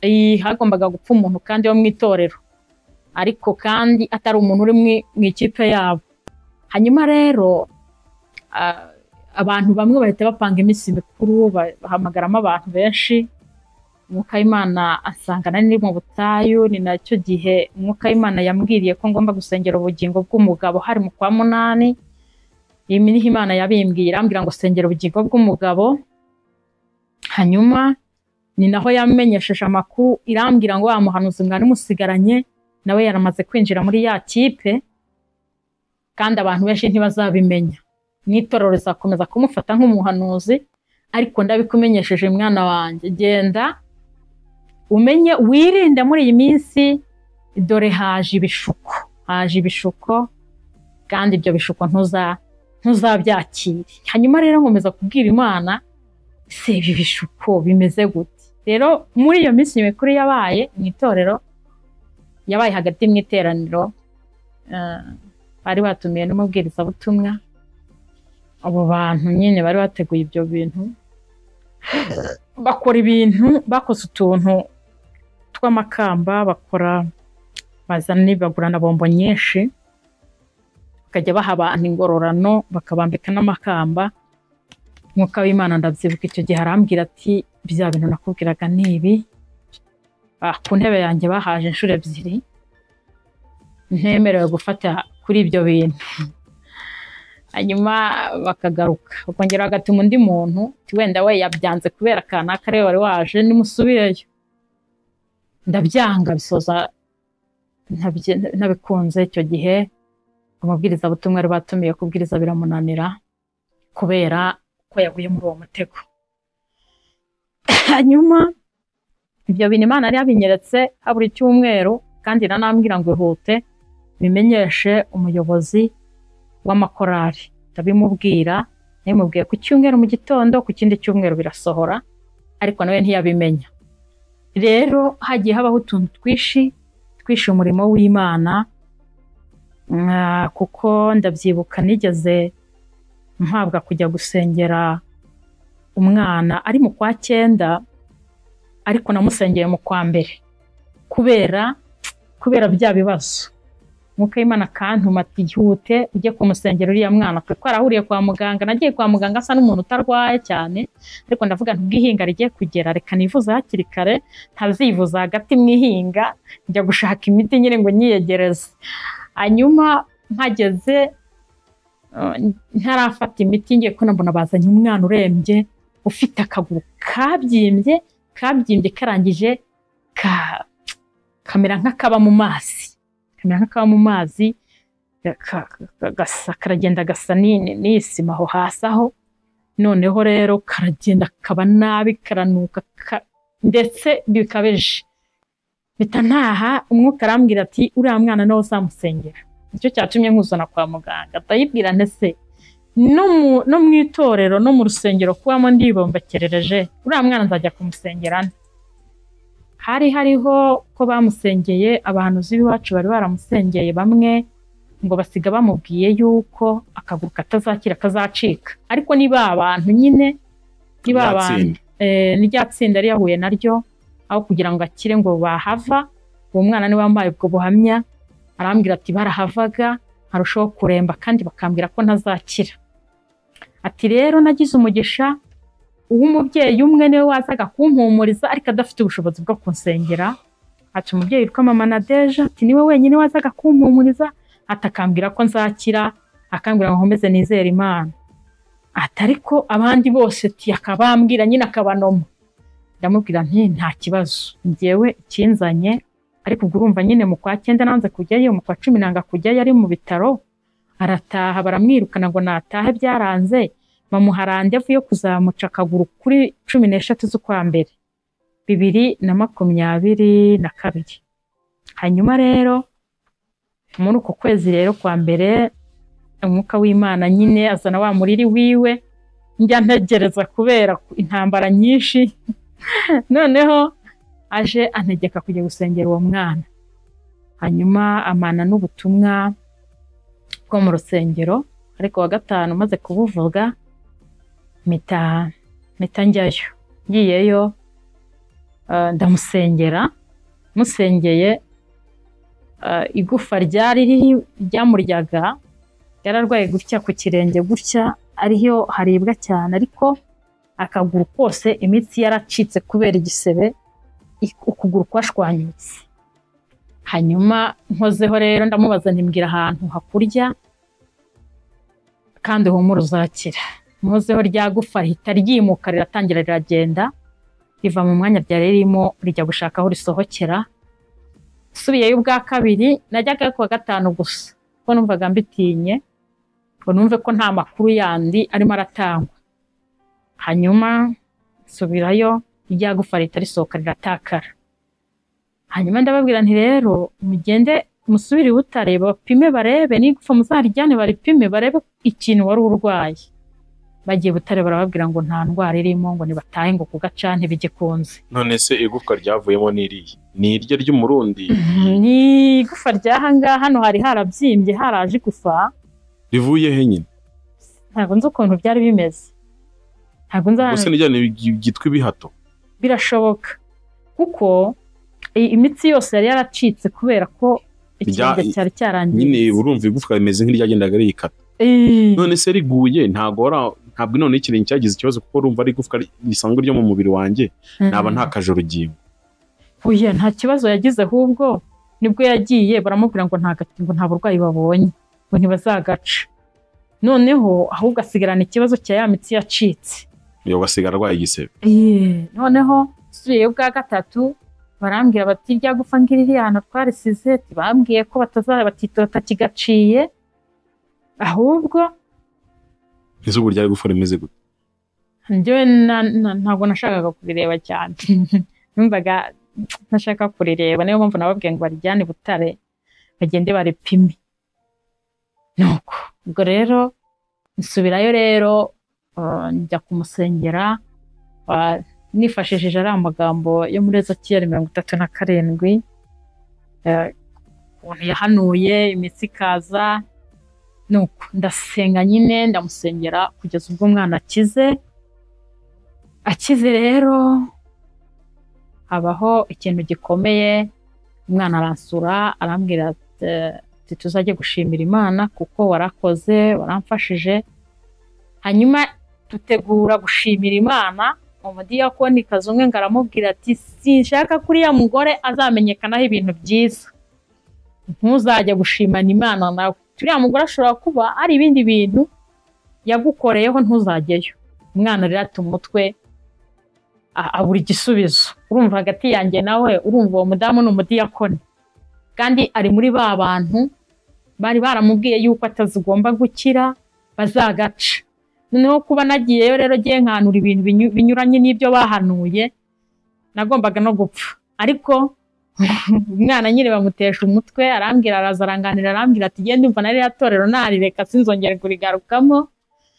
Kijewe byaranyobeye. Ndamubwira nti rero we ntugende ntuhangayikishwe nuko tudashimye Imana, nta kintu bitwaye pfa kuba uri muzima kandi jewe nanjye nta rubanza ngo ufiteho. Niba wumva hari ukuntu wiyumva ati yatige nataye umutwe ati jewe ntago ati ubundi wemere ngo iyo duhuye buri gihe arantonganya akambwira ngo kuki nemereye mama nziza kansengera kandi twe twakubwiye ko akaguru kazacika. Nuko ubwo rero nabyo bibi bintu by'inkomyi numva binkomye mu mutwe ku buryo kugira ngo njye gusengera umurwayi nkiri kuri uwo musozi byangoraga cyane.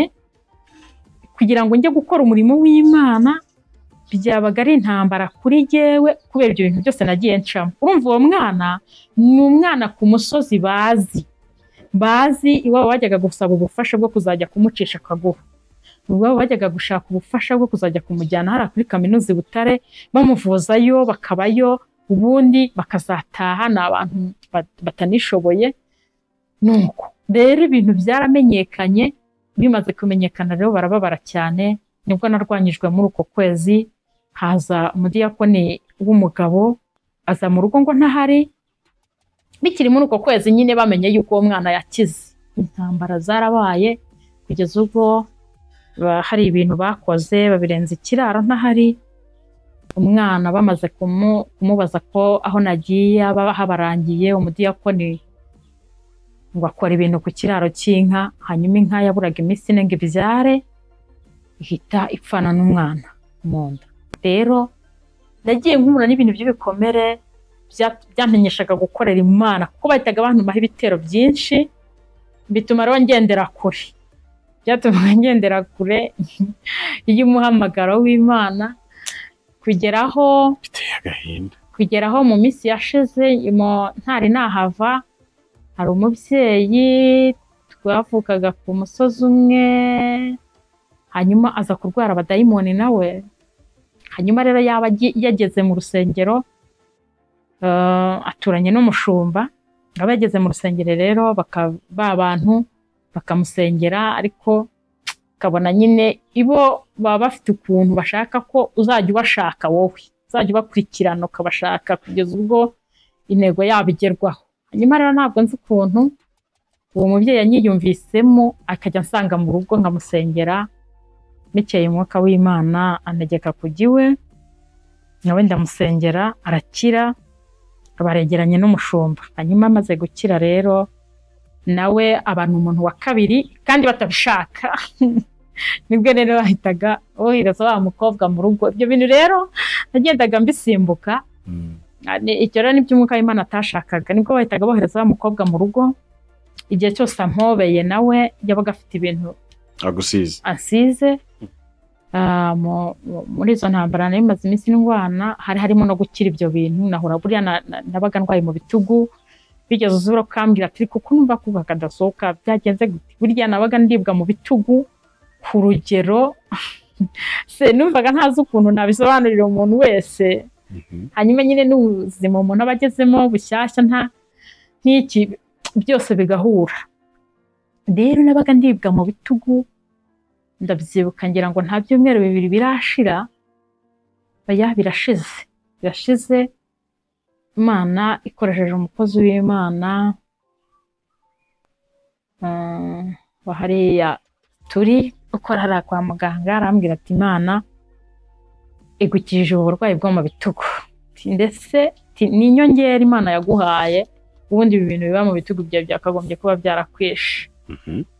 Ubwo rero Imana yagiye indwanirira, ariko ubwo ni ukuvuga ngo aba bantu nabo bageze ku rugero babona n'ubundi basa naho bakoreye ubusa, batangira kujya bajya kubwira wa mubyeyi wo mu mwuka, baramubwira ati rero ukwiye guhindura, ukajya uhanurira mugore ko tutamwanga.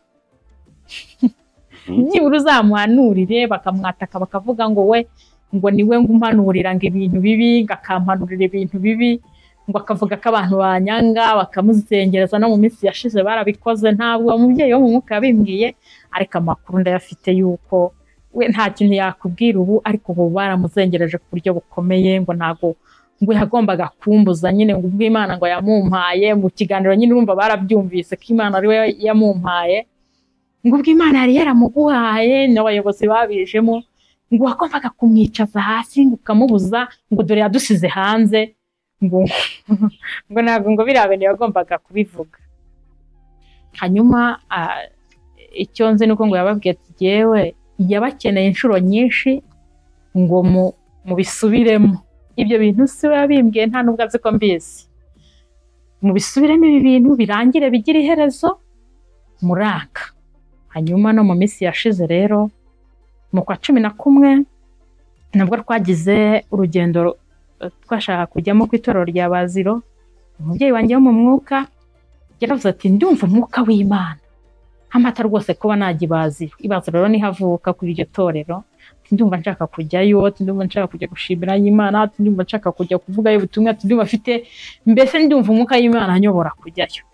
Hanyuma nabwo ajya kubwira umushumba ati rero nshaka kujyana na mama nziza, ntabwo nzi ukuntu hajemo agahuge muri we, igihe cyose akumva akwiriye kumvuga cyangwa se akwiye kumbwira abantu kandi abizi ko batanyiyumvamo. Arangije aravuga ati nshaka ko tuzajyana na mama nziza, n'ubundi akamfasha umwana tukajya ibaziro. Hanyuma nabwo rero umushumba aramubwira ngo ntabwo nabaho uruhushya ngo muri babiri, ngo kandi hazaba ari ku ifunguro ryera. Hanyuma ahita ndabimenya nyine ko yanze ko bazajyana, yanze ko tuzajyana. Mbimenye ndamubwira ntariko iyo aguha uruhushya wenyine wenda ukijyana, umwana ari kuzamusigarana mu rugo nta kibazo. Ataya kireka mbireke ngiye mba numva ntazi n'ukuntu byagenze. Hari umuntu mwamubwiye ati impamvu yakwemye uruhushya nuko ashaka kujyana na mama nziza. Urwo rwango umushumba afite ruturuka kuri uwo mukobwa wabo umuyobozi yari umuyobozi wa korali, uretse ko mu minsi yashize nyine batoye nahavuye baratoye barasuzeho undi bamugira visi perezida. Ariko ni ibintu bikomeye. Umushumba rero aravuga ngo ntabwo ashaka ko tuzajyana n'uwo mubyeyi, nabwo turabireka. Ariko bwo kwihangana birananira, mpita mpamagara umushumba nanone ndamubaza nti unyangira iki? Nari kode ndayifite hano y'ukuntu twavuganye. Ndamubwira nti unyangira iki? Kuva ryari? Ubushize yagusabye ko tujyana biranga, byanze icyo gihe kandi impamvu byanandakaje dushaka kujyana Nyabisagara bikanga. Ngiwe telefone yanjye yagize ikibazo kandi umutware yari ahantu habi, yagize ikibazo ntiyambona. Ahamagara uwo mubyeyi asanga ntituri kumwe, kuko kenshi yabaga azi neza ko n'uko umwe yaba atari kumwe n'undi yajya kumuhiga. Amuhamagaye asanga wari mu ivugabutumwa tutari kumwe. Ati se kuki mutajyanye? Ati byanze. Ntiyamubwira ibintu byinshi.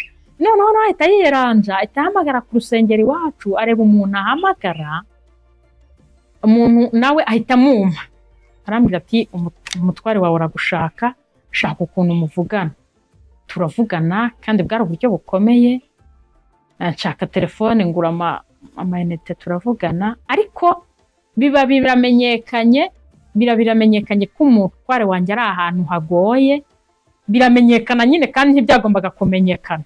Icyo kintu nanjye numva kirandakaje. Hari ukuntu nyine twahishaga ibintu bikaba hagati muri twebwe, ariko icyo gihe kubera kumbura yamubaza bikanga, byatumye hinjiyemo undi muntu muri gahunda zacu. Biramenyekana binamenyekanye rero Satani ababonye irembo. Ariyo mpamvu navugaga ngo uru rupfu nubwo abantu bashobora gutekereza yuko naba nkabije, ariko aba bantu bafitemo uruhare, hari inzira byaciyemo ko byari bimaze kumenyekana. Ndabyibuka nanjye nyuma kubera n'umubabaro, nyuma umushumba yaramajije ese bimeze gute, kumva byari byamenyekanye nyine ahantu aherereye kandi ari ahantu umuntu atapfa gukirira. Ndamubwira ntabwo ari hari. Kuko numvaga atari umuntu wo kwizerwa nawe, atari n'umuntu wo kuganiriza, nta kintu yafasha umuntu. Ndamubwira nto yasihari.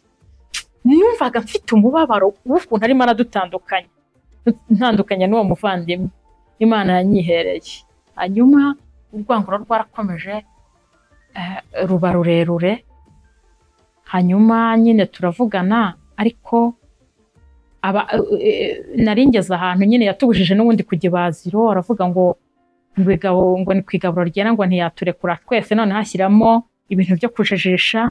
Mpitamuhamagara rero bukeye nabimenye, ndamubwira nti ariko urwango nyanga urumva uzarukira uti? Ibi bintu byitirirwaga abandi bantu ko aribo banyanga, ariko nawe ufite urwango rukomeye. Ibintu byo kutajyana na mama Rene bikubabazaho iki? Ubu se ko tugendana no mu muhanda, ko twambarana, Imana yageze ayishyiraho itegeko tukajya twambara imyenda isa, kugira ngo byibura ba bantu hari babone ko bya bintu bifite imbaraga bacogore. Twaguraga imyenda isa, twambaraga ibitenge bisa, twambaraga inkweto zisa, kandi umwuka w'Imana ari wabitegetse kugira ngo byibura ntabwo nzi no kumwuka w'Imana uko yabaga atekereza, hari kugira ngo hari bacika intege, nabyo biba intambara, ngo kwambara imyenda isa, ngo turirata, intambara ziravuka. Kubera iki? Kubera urwango. Hanyuma rero nawe yemera urwango nyine, aramwanga bikomeye. Ariko kugeza ubwo avuze ngo ntituzajya, ndamubwira nti wowe muhungu ushya agenda ajya gukora umurimo w'Imana, umwana nzamusigarana mu rugo. Yewe n'ubundi funguro ryawe uzi ko ntarijyaho. Kuva nagirana ikibazo n'uwo mudiyakonikazi, ubwo bari babaye abadiyakoni bagera muri 5 dufitanye ikibazo kw'itorero, 3 bo muri rwa ruhande, nabo 2 babyivangamo batabizi, hanyuma biba birebire, bashobanga ko tubikemura. Ndavuga nti nta igaburo ryo metandirika, ndafite abantu ubu ninde wajya umigaburo muri aba bantu. Ndarireka nibwo arabwiraga umushumba, urumva nanjye nagiye ngira ibikomere bituma nkora n'ibintu bitabaho.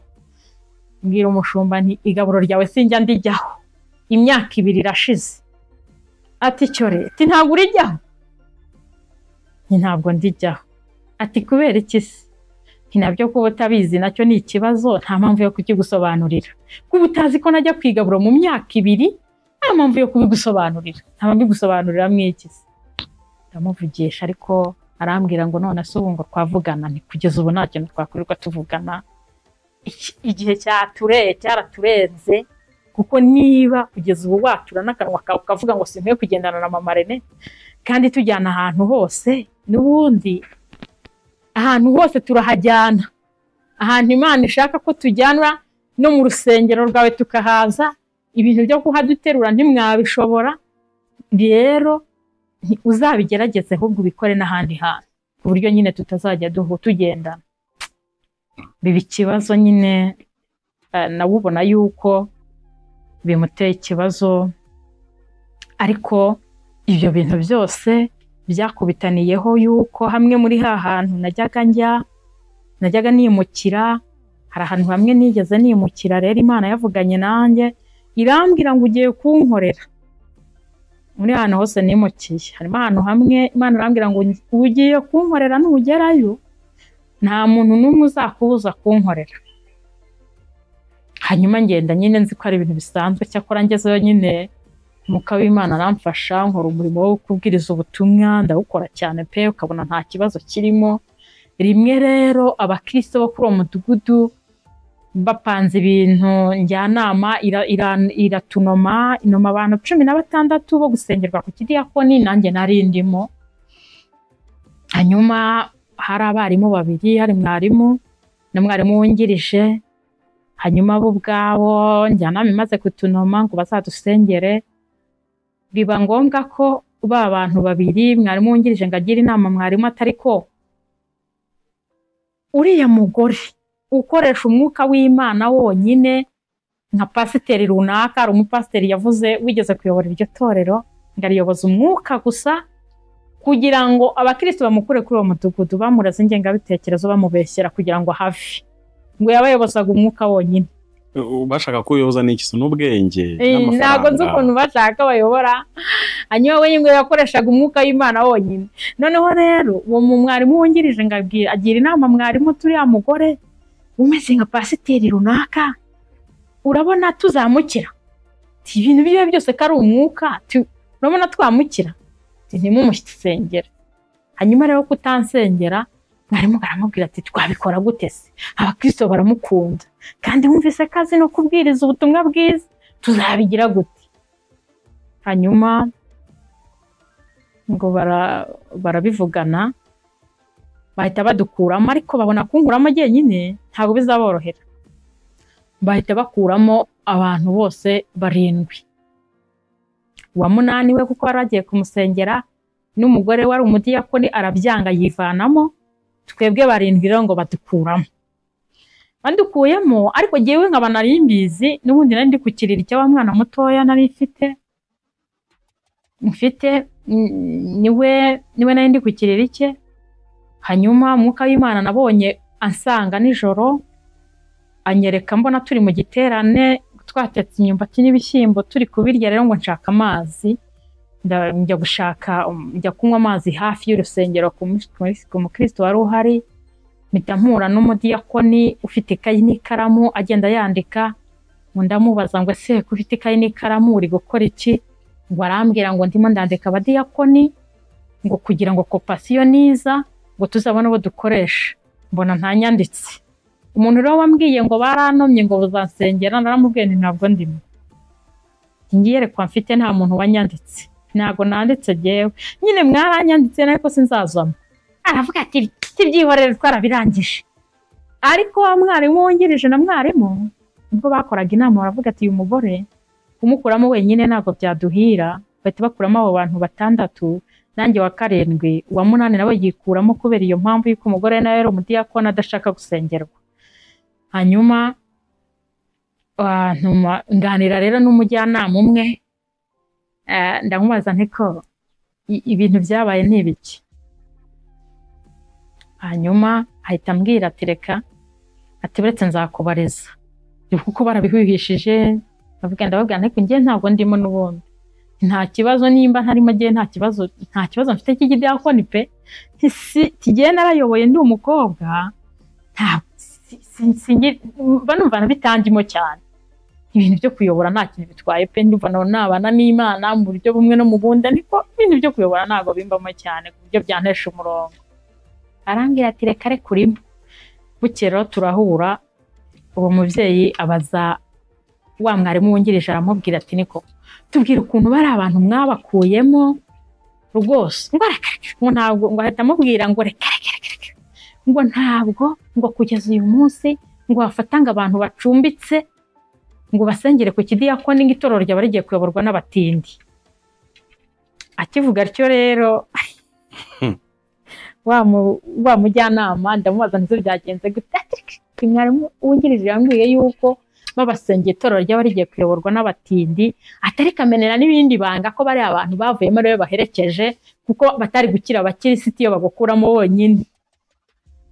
Hanyuma ndamubwira nta kibazo, njye n'ubundi bifite iyerekwa ry'uko ntarimo.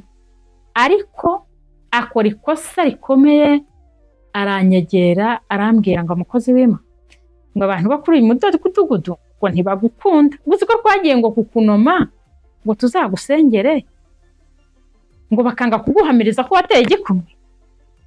Ese nubwo gutera igikumwe ntari abo bantu ngiye ko ndi umushyitsi hano, hari nanjye ntubizi ninde, ntigiye mwagombaga kubibaza, ntabwo mwagombaga kubibaza abandi bantu ngo yapengwa ntabwo bagukunda.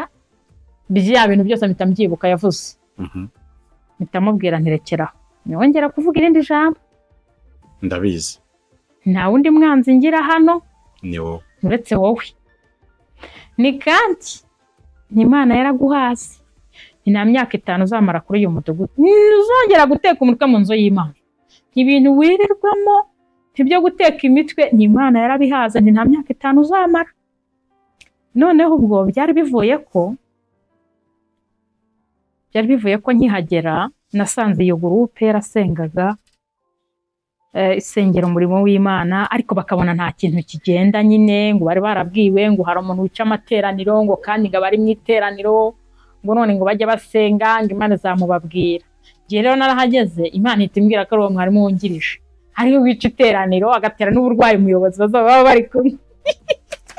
Numva baza rero gurupe ndababwira nese ntabwo mumuzi, ateka ntabwo tumuzi. Ndababwira none se niba mushaka kumumenya mukamushaka ko Imana imubamenyesha mubabwire. Mpita muvuga rero, muvuze rero abanyamasengesho ngo hari harimo mubyaraho, aragenda arabimubwira. Aragenda aramubwira ati wa mugore. Ubwo niyo mpamvu yumvaga adashaka ko nasengerwa ku kidiyakoni, tuzajya tugongana kenshi, tuzajya dukubitana, tuzajya tugira ahantu duhurira. Umuntu wamenye ko nkoresha ibindi bintu ntago nta nubwo ari n'umukristo na gakeya, n'inzoga yarazinywaga byari bizwi. Hanyuma rero iryo jambo namubwiye nawe ryaje kumugiraho ingaruka. Namubwiye nta myaka 5 uzamara, Imana yaraguhase. Ubu tuvugana nabaye nkihava ntari namara n'umwaka, ahita akora amateka bahita bamuca. itorero, ubu n'urwo yararusenye atandukanye n'umugore, ubu nyine arimo arabunga gutyo yigiriye mu nzoga. Ubwo rero mwarimu nawe yabwiye ngo badukuremo akemera, nawe yagize ibibazo ndetse ntari no mu gihugu, yataye umudugudu nawe. Rero haba ibi bintu byose ni ibintu byica umurimo w'Imana, ibintu bikorwa rwihishwa n'iyi myuka inyurira mu bantu bafite akantu k'ubuyobozi mu itorero, bituma hari ibintu byica cyane, kuko bo baba bafite ububasha mu itorero bagahita binjira. Wenda mbere ko dusoza hari ikibazo nagize, ibintu wavuze nasanze ari rusange mu itorero. Biragoye ko hari umuntu uhaguruka akatubwira ati umudugudu wacu ibyo bintu ntabwo bihaba. N'uwabivuga akenshi ashobora kuba atarebye neza, ariko tubaje muri ba bantu bakuru b'imbere mu itorero, by'umwihariko buzuye umwuka wera, yaguhamiriza akakubwira ngo ibyo bintu ntaho bitaba. Byatumye n'amuva ubonye nceceka simvuge, nuko nasubizaga amaso inyuma nkibuka ukuntu Imana igitubwira ibyo bintu bizaba mu itorero, kandi byamaze kwinjira ahantu hose urabihasanga, kugeza ubwo dufite abakristo benshi bazinitswe ifunguro ryera badashobora kurijyaho. Iyo tubivuga wenda abantu baba badafite amakuru menshi baba batekereza ko ari ukwanika itorero, ari ukugira gute, ariko ntabwo ari byo. Twe turi abakristo, tuzi nyiri itorero. By'umwihariko njye nigeze namubaza nti ibyo bintu umbwiye ugiye gukora ntabwo bizatuma itorero ryandagara rikajya ku karonda rigaseba? Arambwira ngo ntabwo itorero rizigera riseba, azaseba umuntu ku giti cye. Aba badiyakoni, abapasiteri benshi, abahanuzi benshi nuko bateye. Mamazi, umuntu wakurikiye iki kiganiro yabyumvishe n'itotezwa bakorewe, kandi mu buryo kamvuga ngo mu buryo bwiza, kuko naryo rimwe mu karengane k'itorero nuko abantu benshi batabyumva. Akora iki umukristo udukurikiye nawe ibintu nk'ibi biri kubaho? Kuko si we wenyine, biba ku bantu benshi. Nzi abantu benshi ariko batakijya no mu rusengero, ariko wamubaza akavuga ati njyewe ariko ndi umukristo wo muri iringi, ariko sinagarukamo. Sinyaza. Hariho uza mu iterane atajya ku igaburo ryera, utasubira muri korari, utagira gute. Mbese ibintu nk'ibyo, izo ntambara abantu bahuye nazo ni benshi, kandi aba bantu abakozi ba Satani binjiye mu itorero ruto, hakinjiramo umwe akabanza agashakiramo abandi inzira bazizacamo, noneho akabaha imyanya. Ntabwo natinye kubivuga ko ibi Imana bimbwiye nduva ari imbere ya 2007 niba nibuka neza, ariko nabyo mu gatabo k'umurinzi biranditse. Nabyo ndabizi ko byanditsemo by'uko Satani azinjizamo abantu hanyuma azabakoresha mu gihe cye, kandi rwose bari mu kazi kandi gakomeye. Abantu benshi barimo barahumanira mu nsengero. Yewe nagiye ahantu umuntu ampaye ibiryo n'amani wawe ntabwo mbirya. Ntabwo wapfa kubirya? Arambwira ati kubera iki? Ndamubwira nti rero ntabwo mbirya nubwo uri umukristo, ndi mu masengesho. Arambwira ati se gute? Nabandi iyo ndi mu masengesho ntabwo ndya nyine, mba nashyize amasengesho. Ariko nyuma za kumbaza ndamubwira nti rega,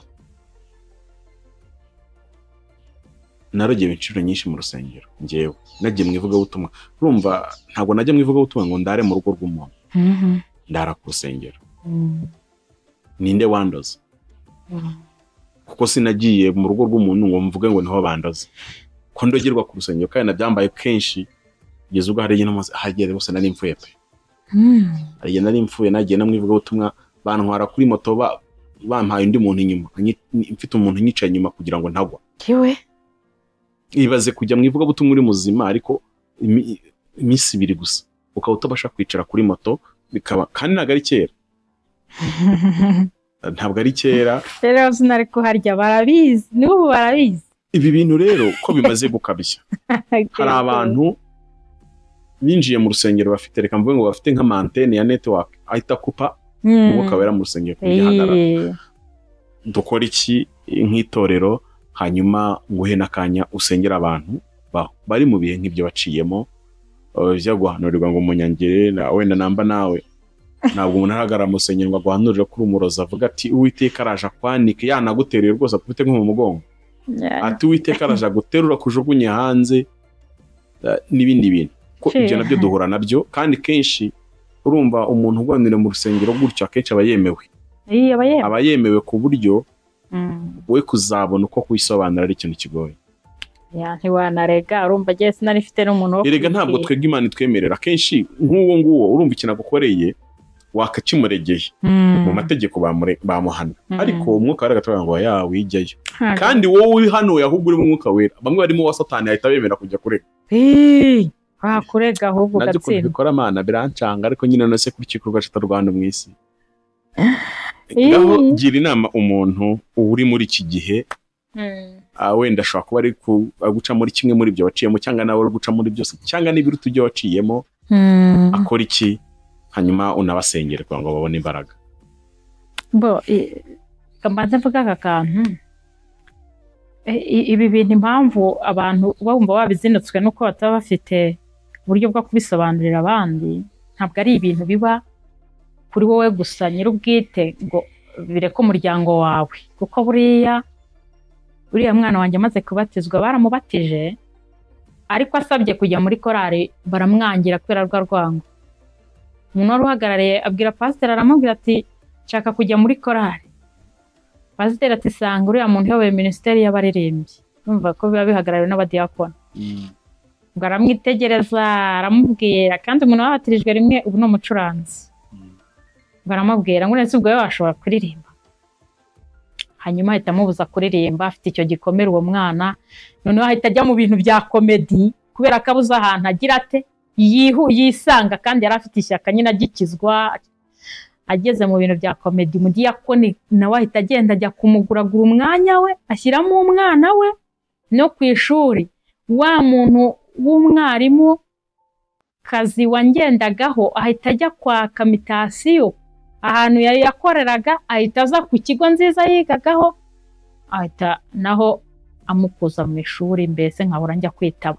Ni ibintu biba ari ururandagatane rwishe ku buryo abantu bamwe ubwenge bwabo butabasha kubiterura, birabananiza nyine bigatuma basohoka. Ariko njyewe nagize umugisha nyine wo kuba mfite umubyeyi wo mu mwuka akajya ahora amfasha. Ariko kugeza ubu nanjye muri jyewe harimo ikintu cyo kwiyemeza cyuko ntago ninsohoka noneho Satani azaba mbonye.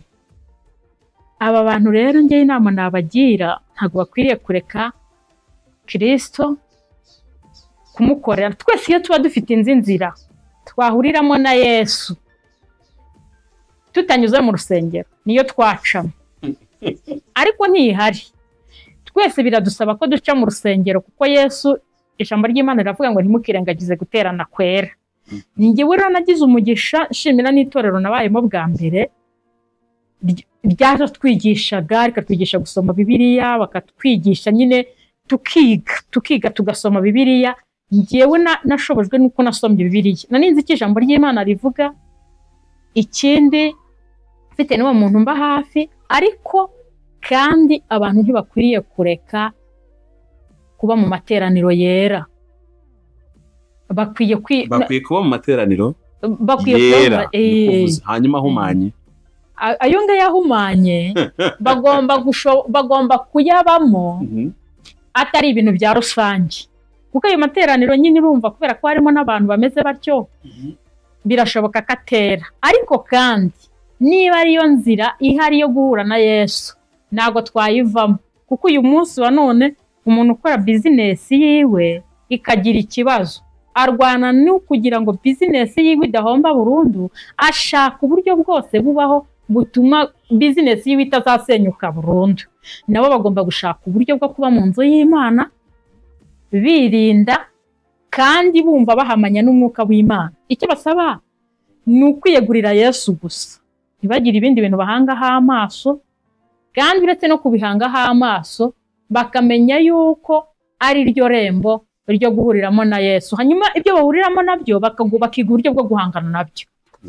Bagomba kwiga uburyo bwo guhangana nabyo, kuko nyine niba batasenya, niba umuntu w'umucuruzi batamuteza inyatsi ngo ahita bireka ahubwo avuga ati reka njye gusenga kugira ngo ino nyatsi ive muri ubu bucuruzi bwanjye, nitanavamo nzakomeza njye ncuruza gake gake kugeza ubwo Imana izabishyiraho iherezo. Nabo rero uko babungabunga bizinesi zabo kugira ngo zitagira ikibazo, baba ariko babungabunga ibi bintu by'Imana byabagezemo kugira ngo bitabavamo, bakomeze bihanganira imbere y'Imana, kuko ubwo twebwe hageze aho hatera umwuka w'ubusambanyi ku rubyiruko, uratera, baratwita, baranabyara na bugingo n'ubu.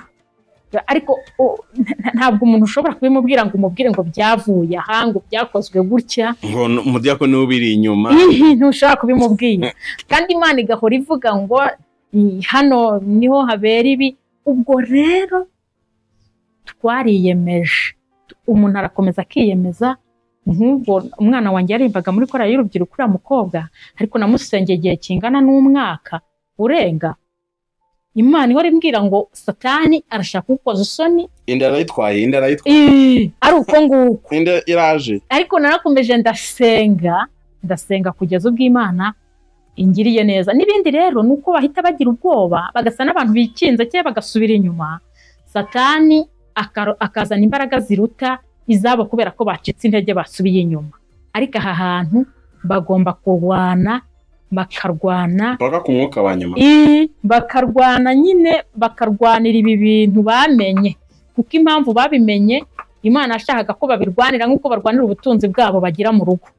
Nta muntu w'umugabo, undi mugabo yaza ngamubwire ngo uva mu rugo rwawe ngo haguruka ugende, ngamwirukana uko yiboneye. Ujya ahantu nubwo Satani ageraho kubera ibigeragezo byinshi akatwereka hari ko nta burenganzira tuhafite. Mu rusengero ugera ukumva hari nta burenganzira uhafite, ukumva nta butwari uhafite, ukabona nyine kubera abantu bose Satani yabakoresheje, ukumva ntukwiye kuhajya. Ariko narahatirije ku mwuka wa nyuma, kandi Imana yanangiriye neza, irahankura. Ubwo rero n'abandi Imana izabacira inzira, ariko bagumye kwihangana. Ibisubizo biba bihari, Imana ibifite ibisubizo, ahubwo muri uku kurwana, reba nkanjye kuko yanambwiye ngo nimuke, nkaguma gutinda. Iyo ntatinda wenda mba naratabawe kera, mba narabivuyemo kera. Ariko nabo Imana ibifite indi nzira, ishobora kutakubwira ngo wimuke ikimura wa muntu ufite imbaraga nyinshi aho ngaho. Ishobora no kugira ukundi kuntu ibigenza, ishobora gutesha agaciro iyo myuka mibi yajyaga ita agaciro tureba. Ndabyibuka rimwe umuntu yampereje mikoro, kuboko kuragagara, bambwiye bavuze ngo nasenge mama nziza. Uwo muntu ahita yihuta cyane, atazanira mikorofone, hanyuma mpitasenga nk'ukuboko kuragagara kuva mu kwa 9 ukujya kugira gutya kukinjiramo ibintu. Ariko icyo gihe nabwiraga Yesu nti uragakiza, nakazanya ari kazima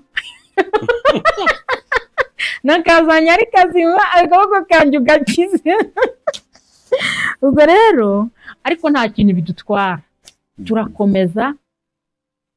turakomeza tukarwana kugeza ku mwuka wa nyuma. Ntabwo nabagira inama ngo babireke, n'abantu babiretse nibagaruke bongere babikore,